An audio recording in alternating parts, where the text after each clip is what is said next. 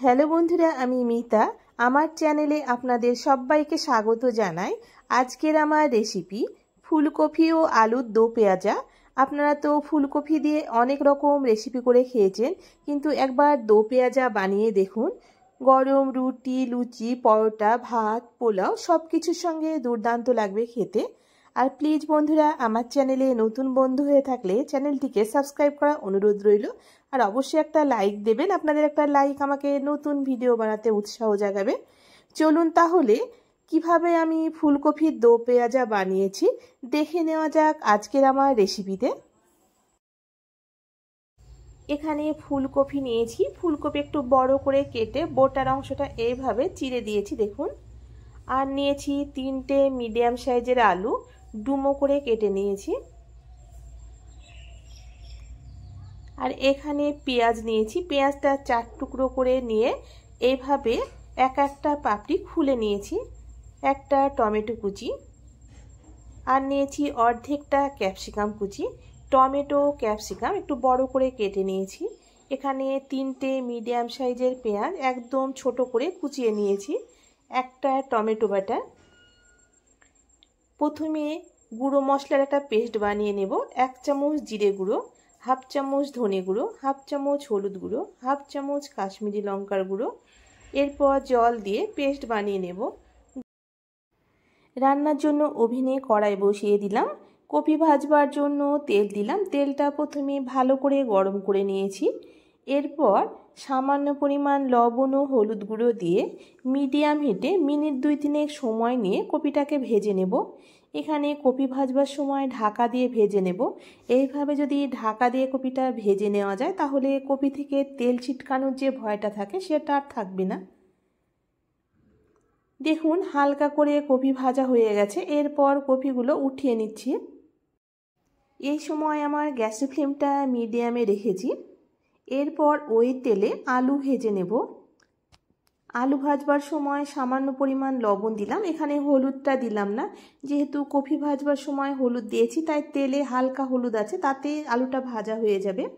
আলুও ঢাকা দিয়ে লাল করে ভেজে নিয়েছি।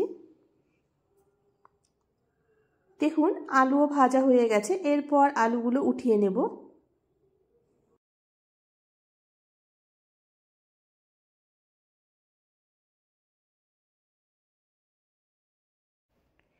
এরপর ওই তেলে ক্যাপসিকাম ও পেঁয়াজ ভেজে নেব। এখানে বেশিক্ষণ সময় নিয়ে ক্যাপসিকাম ও পেঁয়াজ ভাজবো না, জাস্ট 1 মিনিট থেকে 1.5 মিনিট ভেজে নেব, যাতে ক্যাপসিকাম ও পেঁয়াজের কাঁচা গন্ধটা চলে যায়। দেখুন হালকা ভেজে নিয়েছি। দো পেঁয়াজা বানানোর সময় যদি পেঁয়াজ ও ক্যাপসিকাম এভাবে হালকা ভেজে নেওয়া যায় তাহলে খেতে বেশি ভালো লাগে। এরপর টমেটো দেব। টমেটো দেবার পর 25 থেকে 30 সেকেন্ড টমেটো ভেজে নেব। এখানে টমেটো বেশিক্ষণ ভাজলে একদম নরম হয়ে যাবে, ভালো লাগবে না, তাই 30 থেকে 25 সেকেন্ড ভেজে নিয়েছি। এরপর ক্যাপসিকাম, পেঁয়াজ ও টমেটো উঠিয়ে নেব।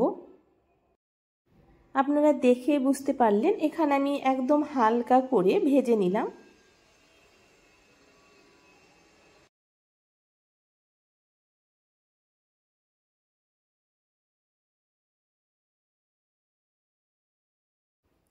কড়াইতে আবারও 2 চামচ তেল দিলাম।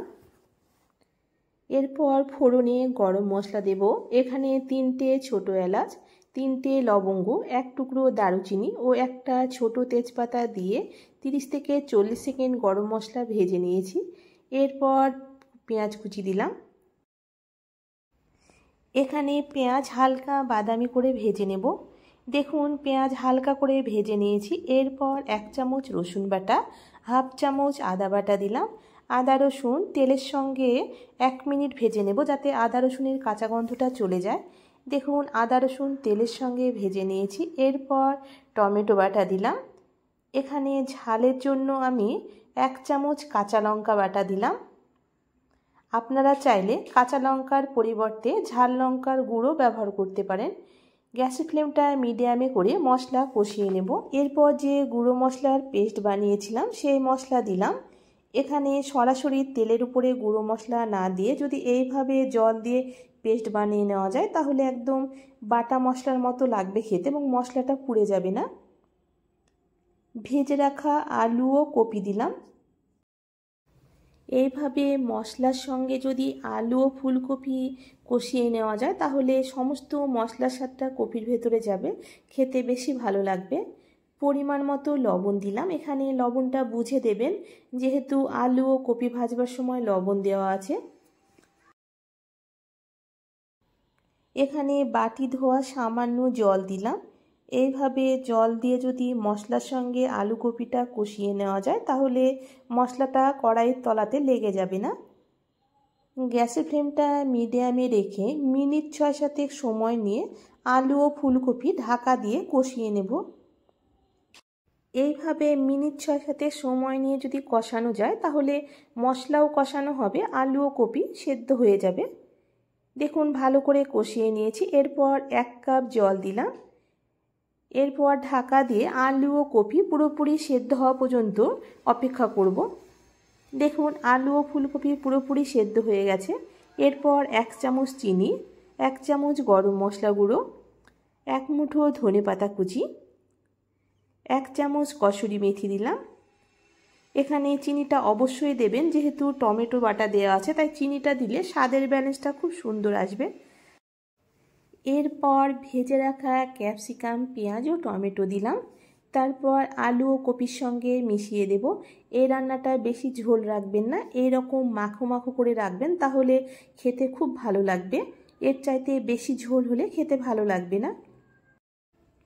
এরপর 1 চামচ ঘি দিলাম। তারপর লো হিটে 5 মিনিট ঢাকা দিয়ে রাখবো। তারপর গ্যাসটা বন্ধ করে দেব। দেখুন আমার আলু ফুলকপির দো পেঁয়াজা হয়ে গেছে। 5 মিনিট দমে রেখেছিলাম, তারপর আবারও 2 মিনিট গ্যাসটা বন্ধ করে ঢাকা দিয়ে রেখেছিলাম। যে কোনো রান্না সঙ্গে সঙ্গে পরিবেশন না করে কিছুক্ষণ যদি ঢাকা দিয়ে রাখেন তাহলে কালারটা আরও বেশি সুন্দর আসে। আপনারা এইভাবে আলু ফুলকপি দো পেঁয়াজা করে লুচি, রুটি, পোলাও, পরোটার সঙ্গে খেয়ে দেখুন। আশা করছি ভালো লাগবে। ভালো লাগলে অবশ্যই কমেন্ট করে জানাবেন। আজকের মতো এই পর্যন্ত বন্ধুরা, দেখা হচ্ছে পরবর্তী ভিডিওতে। ততক্ষণে সবাই ভালো থাকবেন, সুস্থ থাকবেন। ধন্যবাদ বন্ধুরা আমার আজকের এই ভিডিওটি দেখার জন্য।